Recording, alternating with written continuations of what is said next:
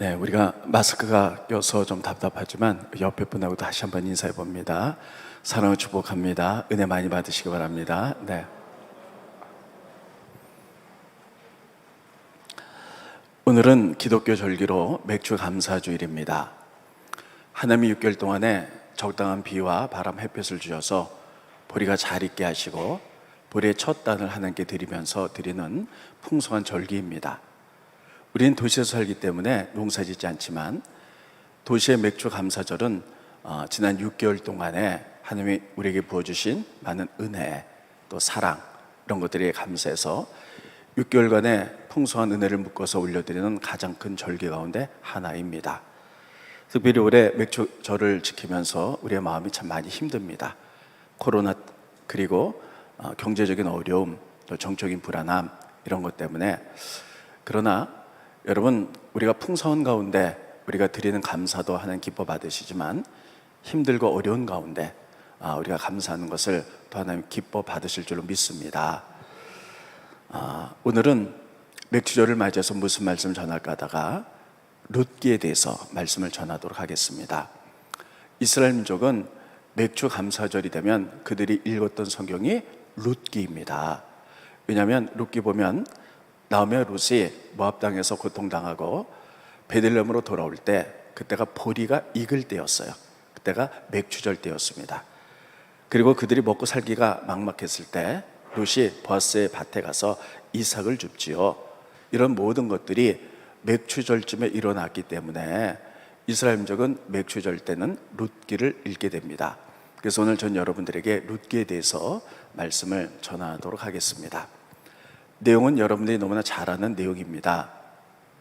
고대 사사기 시대 때 베들레헴에 나오미란 여인이 남편과 아들 둘과 함께 살고 있었습니다. 근데 그 땅에 흉년이 들었습니다. 그래서 소문을 듣자니 그 밑에 모압 땅에 양식이 있다는 얘기를 듣고 소나기는 피해가자, 잠깐 모압 땅에 가서 흉년만 지나면 올라오자 생각하고 모압 땅에 잠깐 내려갑니다. 그래서 모압 땅에서 잠깐 산다는 것이 10년의 세월이 지났습니다.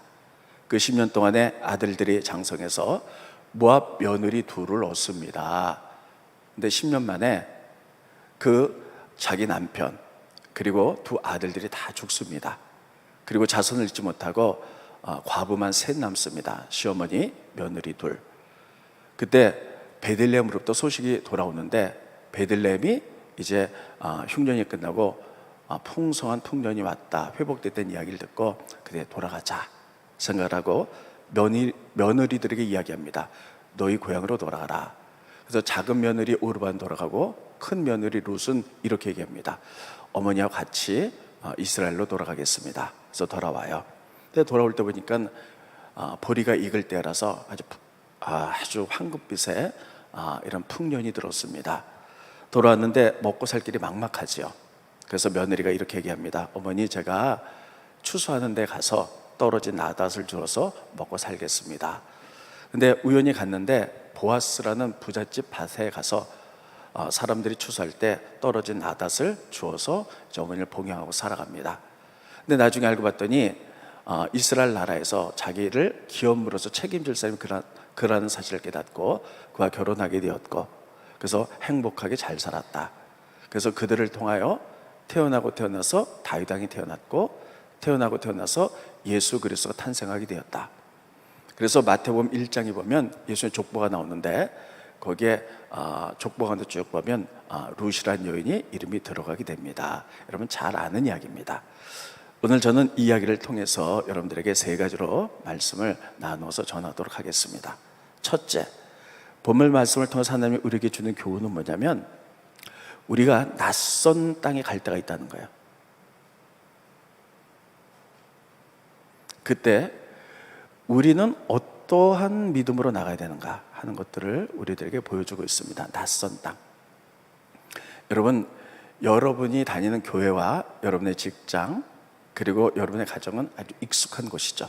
근데 살다 보면 낯선 곳에 갈 때가 있어요. 이사를 간다든지. 그래서 멀리 부산이나 대전쯤 갔는데 그 낯선 곳에서 낯선 교회에 등록을 해서 내가 어떻게 신앙생활을 할까, 이런 낯선 땅에 갈 때가 있어요. 여러분들 가운데도 이곳으로 이사 오셔서 저기 등록한 분들도 계실 거예요. 근데 그 전에 다니던 교회에서는 열심히 신앙생활을 했는데 저에게 오니까 모든 것이 낯설지요. 그래서 주변인으로 빙빙 돌다가 신앙생활을 잘 못하는 사람들도 있습니다. 또 남자분들은 직장에서 출장을 가거나 또 회사에서 또 사업상 뭐 일주일씩 이렇게 출장을 갈 때가 있어요. 그런 낯선 곳에서 여러분들이 일주일을 어떻게 사시냐 하는 것입니다. 뿐만 아니라 남자들은 군대를 갈 때가 있죠. 군대 참 낯설죠. 근데 군대 가서 어떤 사람은 그 가운데 믿음으로 살아서 믿음이 성장한 사람이 있는가 하면 낯선 곳에서 그들이 신앙생활을 제대로 하지 못하고 믿음이 떨어져서 오는 사람도 있다는 것이에요. 여러분 가운데도 어쩌면 새로운 사업을 또 새로운 직장을 들어가서 낯선 곳에서 생활할 때 우리는 어떻게 생활이 될까 하는 것을 성경은 우리들에게 잘 가르쳐주고 있습니다. 자, 오늘 본 말씀 가운데 나오미가 그 가족이 베들레헴에서 살았어요. 흉년이 들어서 낯선 땅에 모압 땅으로 갑니다. 그들은 하나님을 잘 믿는 사람이었어요. 근데 모압 땅에 가서 그들은 어떻게 살았느냐? 그들은 하나님의 말씀을 뛰어넘어 그렇게 살아갑니다. 하나님은 이스라엘 사람들에게 이방 여인과 결혼하지 말아라 이렇게 분명히 말씀하셨어요. 근데 모압 땅에 가서 며느리 둘을 얻는데 다 이방 여인과 결혼을 합니다. 모압 여인과 결혼하죠. 여러분, 제대로 신앙생활을 하지 못했다는 것을 의미합니다. 그 결과 그들이 어떻게 됐습니까? 그 결과 그 낯선 땅에서 그들 가운데 사랑한 남편도 돌아가시고 두 아들, 이방 여인과 결혼한 아들도 다 죽고 맙니다. 그래서 과부만 셋이 되고 말아요. 시어머니, 며느리 둘, 그리고 나중에 돌아올 때 이 나오미가 이렇게 얘기했죠. 자기 고향으로 돌아올 때 나를 나오미라 그러지 말아라. 풍족하게 나갔으나 아주 거지가 돼서 돌아왔다. 고통 중에 돌아왔다. 이렇게 생각하죠. 여기 보면 나오미는 낯선 땅에 가서 신앙생활을 제대로 하지 못한 것을 알 수가 있어요.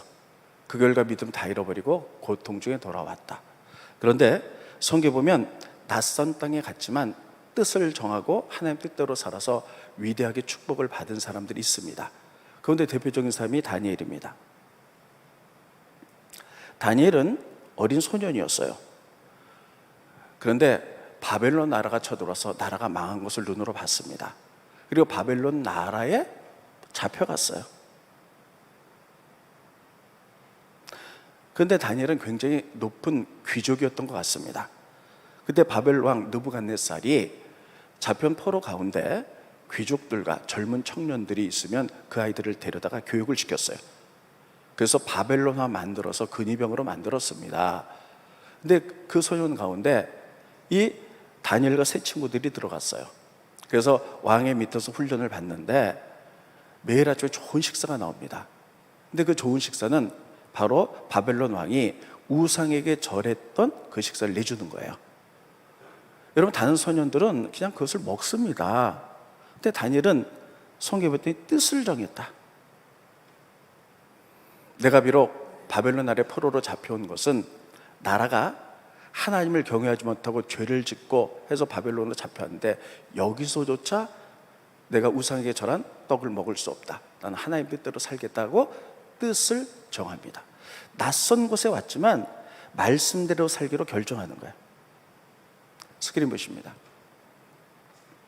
다니엘서 1장 8절에 보면 다니엘은 뜻을 정하여, 한번 따라해 보겠습니다. 뜻을 정하여 왕의 음식과 그가 마시는 포도주로 자기를 더럽히지 아니하리라 하고 자기를 더럽히지 아니하도록 환관장께 구하니, 내가 비록 낯선 곳에 바벨론 포로로 잡혀왔지만 하나님 뜻대로 살기로 뜻을 결정했다는 거예요. 그래서 왕이 주는 아름다운 음식을 다 거절했다는 거예요. 여러분, 그 결과 여러분 주변 사람들이 보기에 다 불안했을 거예요. 뭐 꼭 그렇게 살 필요가 있냐, 너무 유별나다. 그러나 낯선 곳에서 그가 환경에 결합하지 아니하고 그가 믿음 가운데 뜻을 정하고 살았을 때 하나님 그를 높이시죠. 그래서 그가 나중에 왕의 꿈을 해석해줘서 그가 바벨론 나라의 총리가 됐는데 그 과정에서 이런 복을 받습니다. 스크린 보십니다. 다니엘서 1장 17절에 보면 하나님이 다니엘과 세 친구 네 소년에게 학문을 주시고 또 공부를 잘 할 수 있는 능력을 주셨다는 거예요. 여러분, 공부가 하는 게 굉장히 중요해요. 그리고 모든 서적을 깨닫게 하시고, 여러분 책을 보면 다 깨닫게 했다는 거예요. 여러분, 성경이 여러분 매일 읽으시는데 쉽던가요? 어렵습니다. 그 주석수 없이 혼자 꿰뚫어서 깨닫는 것은 굉장히 어려운 일인데, 모든 책을 그렇게 깨닫게 하도록 하나님이 지혜를 주셨다는 거예요. 지식을 주시고 지혜를 주셨으니 다니엘은 또 모든 환상과 꿈을 깨달아 알더라. 모든 세상에 돌아가는 이치, 또 영적인 모든 것을 깨달아 알더라. 하나님이 이렇게 축복했다는 거예요. 낯선 곳에서도 믿음 가운데 살고 결정했을 때 하나님은 이러한 다니엘을 높이시고 이렇게 축복하셨다는 거예요. 그러니까 여러분, 낯선 땅에서 살았던 사람들이 있죠. 보면 오늘 본문 말씀 가운데 나오미, 다니엘 똑같이 낯선 땅에 갔지만 그들이 행동했던 행동 양식이 달랐고 그것에 따라서 결과도 엄청나게 많이 달랐다는 것이에요.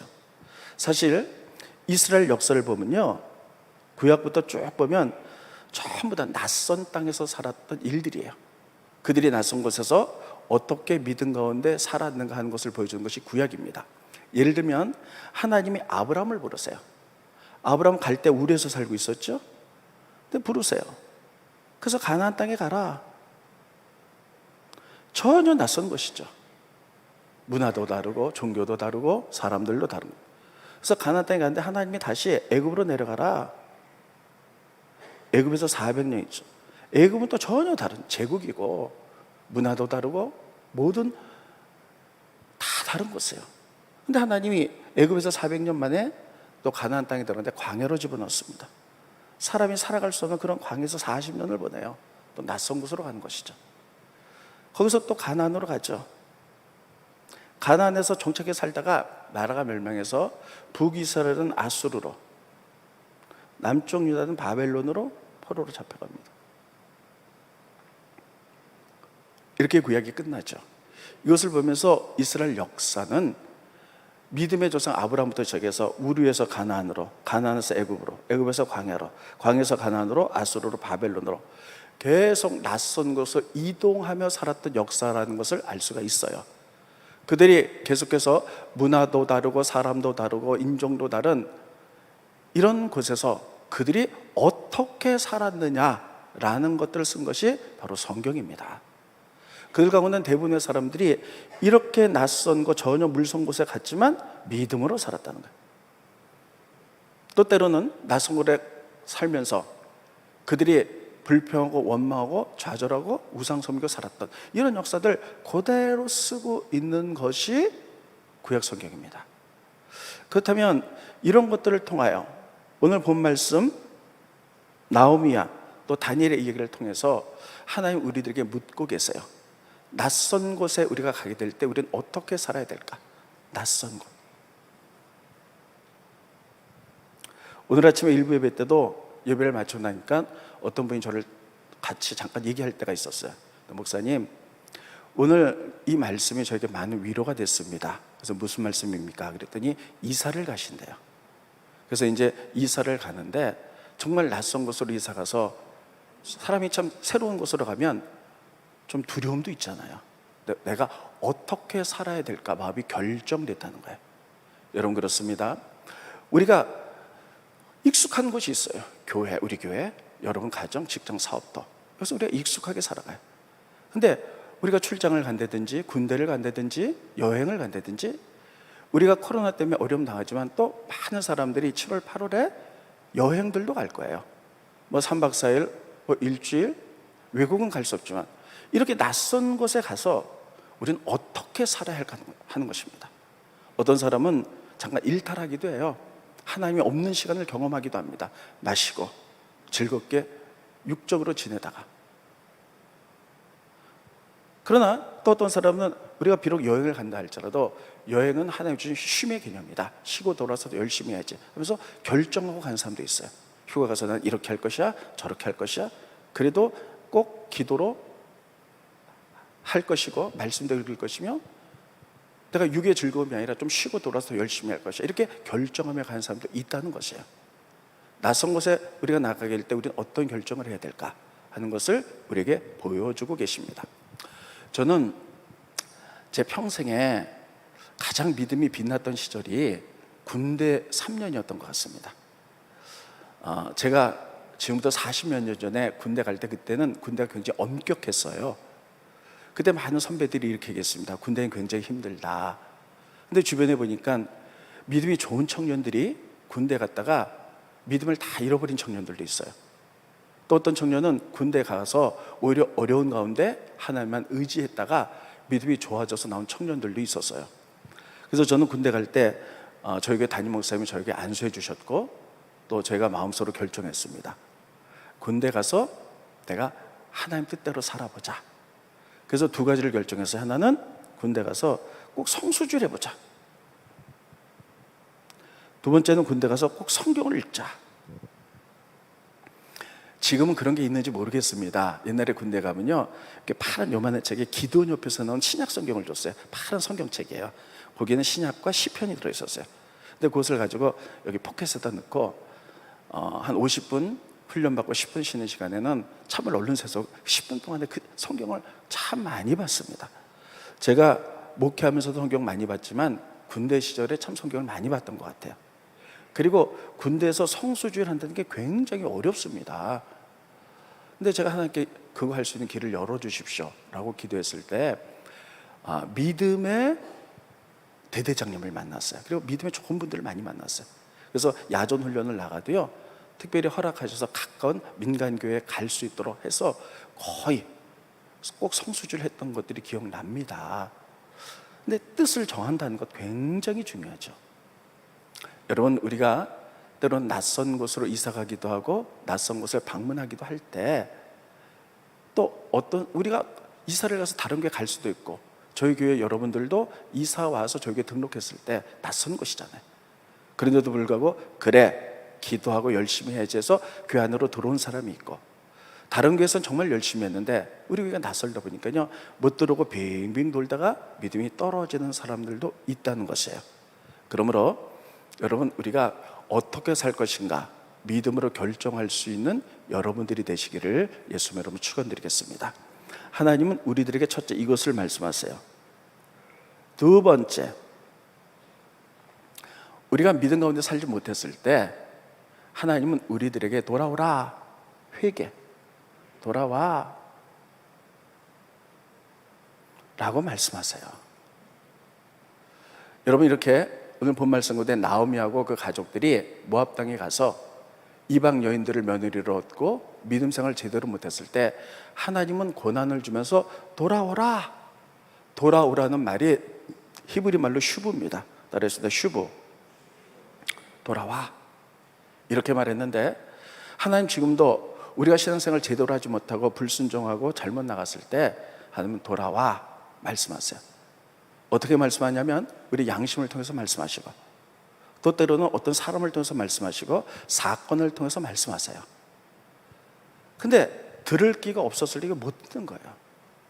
여러분, 나오미와 그 가족들이 모압 땅에 있을 때 하나님은 돌아와, 돌아와, 슈브, 슈브, 슈브 이 말을 룻기 1장에 무려 10번을 얘기합니다.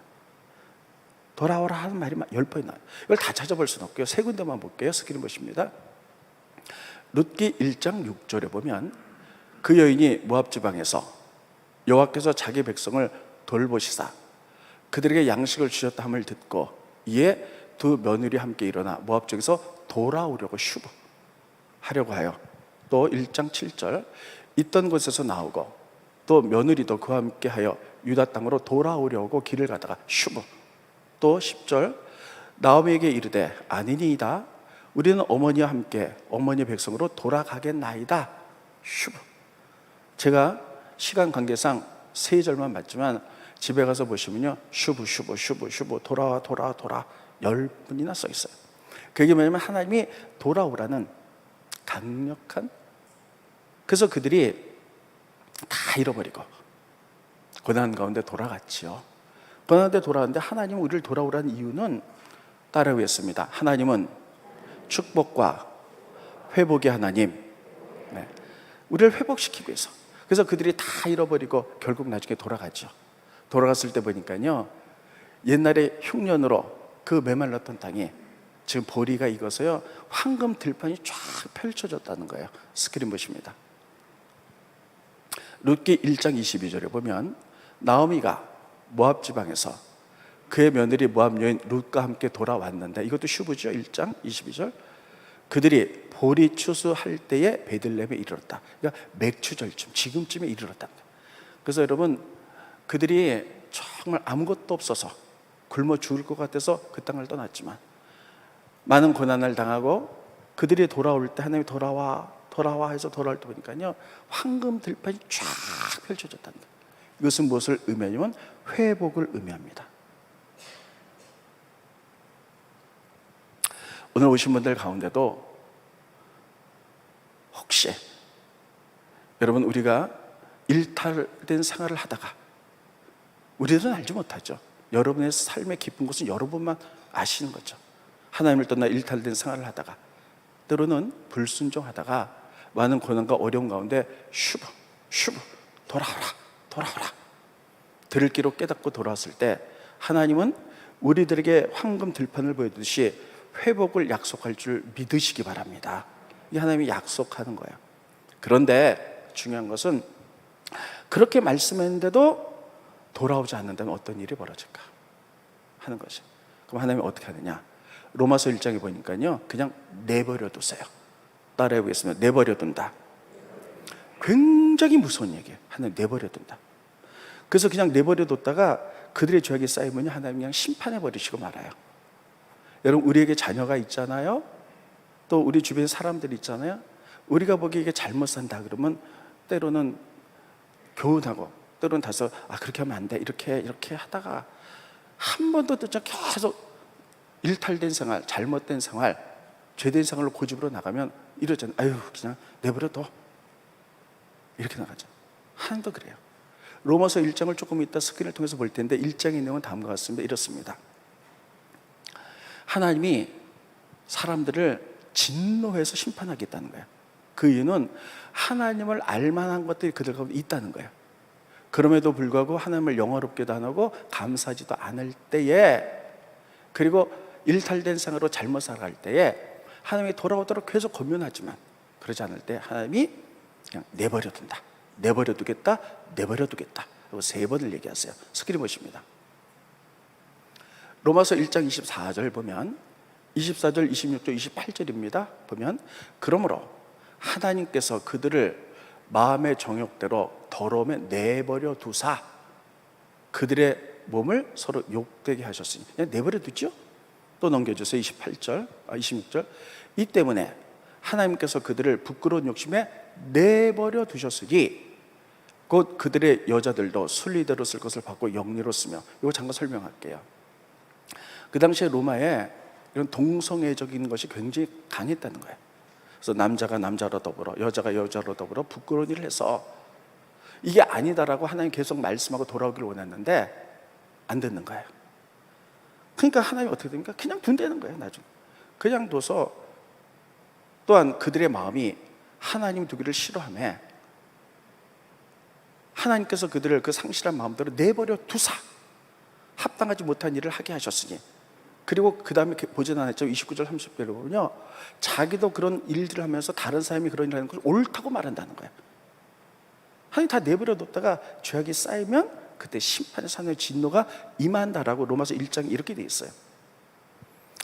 이런 의미에서 볼 때 우리가 일탈된 생활하고 좀 잘못했을 때, 여러분, 우리가 약간 징계를 받고 돌아올 수 있다면 이게 바로 축복이라는 사실을 기억하시기 바랍니다. 이게 축복이에요. 그때부터 회복이 펼쳐지는 거예요. 근데 우리가 일탈된 생활하고 잘못 살아가는데 우리의 양심이, 또는 어떤 사람들의 말을 통하여, 성경을 통하여, 또 어떤 사건을 통해서 얘기하고 고난이 오고 하는데도 끝까지 못 알아듣고, 아니야, 너 이렇게 말한다면 하나님이 그냥 내버려 둔다는 거예요. 내버려 둬서 진노가 쌓인 다음에 심판하겠다. 이게 하나님이 일하는 원칙이에요. 이런 의미에서 보면 오늘 우리 장로님이 기도하셨을 때 코로나에 대해서 우리가 많이 회개했죠. 지금 우리뿐만 아니라 많은 교회에서 많은 기독교인들이 우리의 죄 때문입니다. 많이 회개할 겁니다. 이런 회개 운동이 벌어졌다면 이거는 결코 나쁜 것이 아니에요. 이 고난을 통해서 하나님이 돌아오기를 원하는 것, 이것은 하나님 우리를 붙들고 계시다는 역설로 말하면 보이지 않는 축복인 줄 믿으시기 바랍니다. 근데 우리가 깨닫지 못하고 그냥 두면은요, 하나님 그냥 내버려 둔다는 거예요. 우리가 일탈된 생활을 했을 때, 잘못 살아갔을 때 이런 고난이 오지 않으면 우리 이렇게 생각할 수도 있어요. 하나님 이거 못 보셨나? 안 계신가? 아닙니다. 아무리 말씀해도 돌아오지 않으면 그냥 내버려 두는 거예요. 진노가 쌓이도록. 하나님 이런 섭리를 우리 잘하고, 때로는 우리가 일탈된 생활을 했을 때 우리가 우리의 자녀가 잘못하면 채찍을 들듯이 우리가 징계가 오는 것이 하나님의 사랑이 가운데 들어가 있다는 사실을 기억하시기 바랍니다. 오늘 우리들에게 이런 것들을 말씀해 주고 계세요. 하나님이 우리를 내버려 두지 않도록 우리는 믿음으로 나가야 될 줄로 믿습니다. 하나님이 이 나라를 내버려 두지 않도록 우리가 믿음으로 나가야 될 줄로 믿습니다. 마지막 세 번째는요, 추수절에 관한 이야기예요. 자, 룻기에 보니까 룻과 나오미가 돌아왔어요. 보리가 도로 황금 벌판으로 보리가 익었죠. 그들은 풍년 가운데 먹을 것이 풍족했지만 돌아온 나오미와 룻은 먹을 것이 없었습니다. 그랬을 때 룻이 생각하는 거죠. 어떻게 하면 어머니하고 먹고 살 수 있을까? 그때가 결심한 것은 사람들이 보리 추수할 때 떨어진 나닷을 주워다가 어머니하고 먹고 살아야지 하고 나닷을 주스러 갑니다. 근데 나닷을 주스러 가는데 거기에는 룻만 있는 것이 아니에요. 가난한 소녀들이 많이 모여서 이렇게 하죠.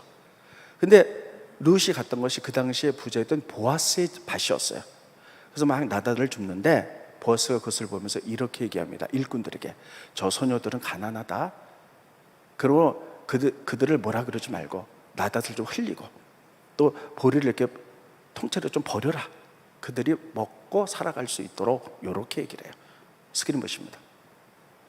룻기 2장 15절에 보면 룻이 이삭을 주우러 일어날 때에 보아스가 자기 소년들에게, 밭에서 추수한 소년들에게 명령하여 이르되 그에게 곡식단 사이에서 줍게 만들어라. 그리고 책망하지 말며 또 그를 위하여 곡식 다발에서 추수할 때 조금씩 뽑아서 버려라. 그에게 줍게 하고 꾸짖지 말라 하시니라. 하나님이 맥추절을 지낼 때 몇 가지 원칙적이 있었어요. 요대로 지금 보아스가 하는 거예요. 그래서 룻기서는요, 맥추절 때 읽었던, 이스라엘이 지금도 읽는 성경이 룻기서입니다. 그러면 보아스가 이렇게 했는데 하나님은 성경에 보면 맥추절을 어떻게 지키라고 했을까? 하나님이 하라는 대로 하는 게 이게 믿음이잖아요. 한 세 가지로 말씀하십니다. 첫째, 스크린 보십니다. 신명기 16장 10절에 보면 내 하나님이 여호와 앞에 77절을 지키며, 77절이 바로 오순절, 이것이 곧 맥추절이에요. 이스라엘의 모든 절기는 6월절부터 시작하거든요. 6월절부터 일주일에 7번 지난 49일이죠. 그 다음 날이 50일 지난 이때가 맥추절이고 오순절이에요. 지키되 내 하나님 여호와께서 내게 복을 주신 대로 내 힘을 헤아려 자원하는 예물을 드리고, 첫 번째는 복을 세우는 거예요. 그래서 자원하여 예물을 드리라. 맥추절에는 그러니까 그냥 맥추절이다 그래서 그냥 이게 얼마 넣고 이게 아니고 그동안 하나님 나에게 6개월 동안 주신 복들을 세는 거예요. 그래서 기쁜 마음으로 내가 복을 받은 만큼 물질을 드리라는 거예요. 그래서 항상 이런 추수절이나 맥추절 절기 전에, 금요 철야 때는, 지난주 철야 때도 그랬어요. 여러분, 지난 6개월 동안에 하나님이 우리에게 주신 복을 세워봅시다. 생각해 봅시다. 아무리 어려워도 하나님 주신 은혜와 축복과 감사가 꼭 있어요. 생각해 보자는 거예요. 그래서 우리가 다 생각해보면서 기도했죠. 그래서 생각해 봤어요. 여러분, 아무리 어려워도 그 가운데 하나님의 은혜가 있어요. 이런 것들을 생각해 보면 우리가 자원함으로 드리자는 거예요. 두 번째, 맥주를 어떻게 지내라고 그러냐면 스크린 보십니다. 신명기 16장 11절에 보면 너와 내 자녀와 노비와 내 성중에 있는 레인과, 여기 보면 맥주를 맞이하는 너와 내 가정 자녀와 너희 집의 노비 가난한 자, 성중에 있는 레인들은 사람들이 있는 11조를 갖고 먹고 살았잖아요. 그들과 너희 중에 있는 객, 고와 과부, 이런 가난한 자들과 함께 내 하나님 여호와께서 자기의 이름을 두시려고 택하신 곳 성전에서 하나님 앞에서 즐거워하라. 그러니까 여러분, 가난하고 소외된 많은 사람들 성전에서 모여서 같이 즐기라는 거예요. 그러니까 같이 음식도 나누고 같이 이렇게 즐겁게 하나님 은혜에 감사하라는 거예요. 세 번째, 뭐라고 썼냐면 스크린 보십니다. 레위기 23장 22절에 보면 너희 땅의 곡물을 벨 때에 반 모퉁이까지 다 베지 말아라. 떨어진 것을 줍지 말고 그것을 가난한 자 거류민을 취하여 남겨두라. 그래서 나는 너희 하나님 여호와니라, 요 말을 쓰는 것, 무슨 말씀 다음에 나는 너희 하나님 여호와이니라 이렇게 쓰는 거는 반드시 하라는 하나님의 명령이기 때문에. 그러니까는 추수를 벨 때 밭이 있으면 밭 한 모퉁이는 베지 말라는 거예요. 가난한 과부들, 가난한 사람이 먹고 살도록. 그리고 미랄이 떨어지면 그거 줍지 말라는 거예요. 그 사람이 먹고 살도록. 자, 이렇게 했죠. 이렇게 했을 때 맥주절을 보아스가 요 말씀들을 했던 거예요. 그래서 룻과 많은 소녀들이, 가난한 소녀들이 이삭을 줄 때, 추수할 때 그 추수하는 한인들에게 이렇게 얘기했죠. 너희들은 이 소녀가 먹고 살도록 떨어진 나달을 그냥 더 좀 뿌려라. 그리고 곡식 추수할 때 곡식 단도 여기 땅에다 버려라. 이 사람들이 먹고 살 수 있도록. 이렇게 보아스가 하는 것을 알 수가 있어요.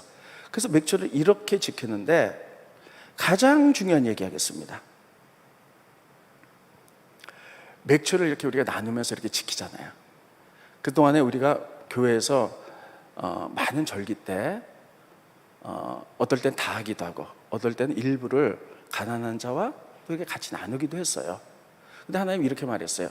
너희들이 너희의 성물, 재물을 가난한 자 나눌 때는 하나님께 반드시 요구하라는 거예요. 요구하라는 거예요. 우리 하나님 말씀대로 가난한 자 나눴으니 우리에게 복을 주십시오. 반드시 요구, 그렇게 하라는 거예요. 그래서 오늘 저는 여러분과 그렇게 하기 원합니다. 스크린 보시죠. 오늘 이거 갖고 기도할 거예요. 신명기 26장 13절에 보면 이거는 모든 절기 때 일부를 가난한 자를 도와줬거나, 그 앞에 보면 이스라엘 민족은요 매년 11조를 했는데 3년 만에 11조를 한 번 더 했어요. 3년 때는. 그래서 그것을 가난한 자에게 나눠줬어요. 그래서 너희 성물을 가난한 자에게 나눠줬을 때, 그리할 때에 잘 들으세요. 내 하나님 여호와 앞에 아뢰기를, 너희가 이것을 드리면서 하나님께 꼭 아뢰라는 거예요. 요청하라는 거예요. 내가 성물을 내 집에서 내어다가 레인 제사장들, 목회자들과 객과 고아와 과부에게 주기를 주께서 내게 명령하신 명령도 내가 했다는 거예요. 하였사오니 내가 주의 명령을 범하지도 아니하고 잊지도 아니하고 내게 다 가난한 자 나눴다는 거예요. 하였나이다. 넘겨주시기요 원하건대 주의 거룩한 처소 하늘에서 하나님 보시고 주의 백성 이스라엘 우리에게 복을 주시며 우리 조상들에게 맹세해 준 우리에게 주신 젖과 꿀이 흐르는 땅에 복을 내리소서 할지니라. 하나님께 반드시 요구하라는 거예요. 내가 하나님 명령대로 성물을 가난한 자에게 뒀으니 나에게 복을 주시고 나에게 복을 주십시오라고 요구하라. 할지라. 반드시 하라는 거예요. 그래서 오늘 하겠습니다. 다시 한번 읽어보고, 여러분 오늘 맥주감 성금 봉투 있으시죠? 그 앞에 놓으시고요, 오른손을 얹습니다. 혹시 마음은 있지만 여러 가지로 환경이 열악해서 오신 분들은 괜찮아요. 그 전에 하셨던 것들 하나님 다 기억하실 거예요.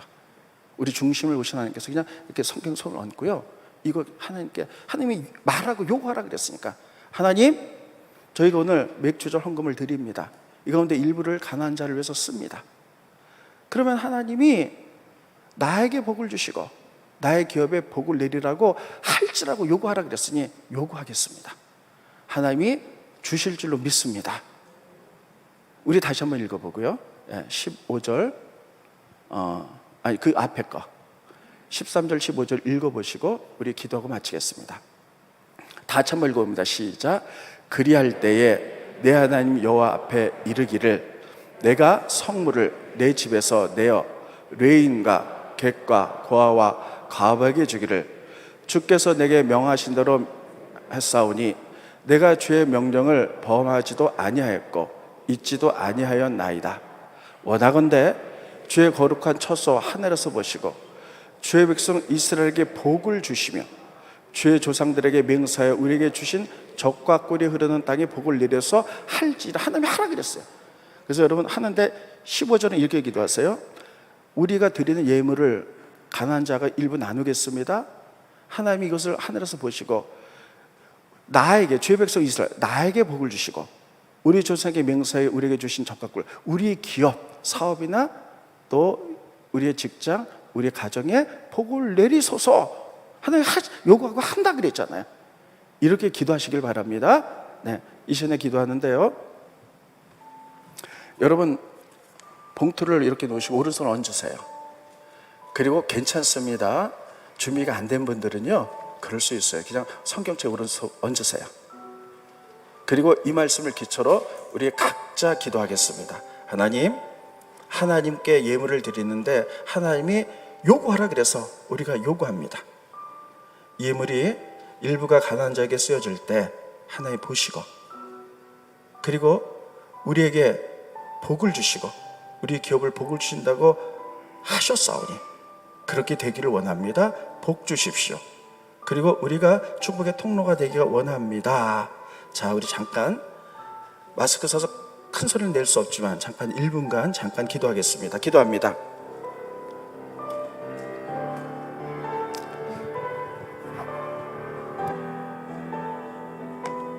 할렐루야. 하나님 은혜를 진심으로 감사함을 드립니다. 맥초를 맞이해서 하나님 원칙의 말씀대로 우리가 시간 드립니다. 하나님 받으시옵소서.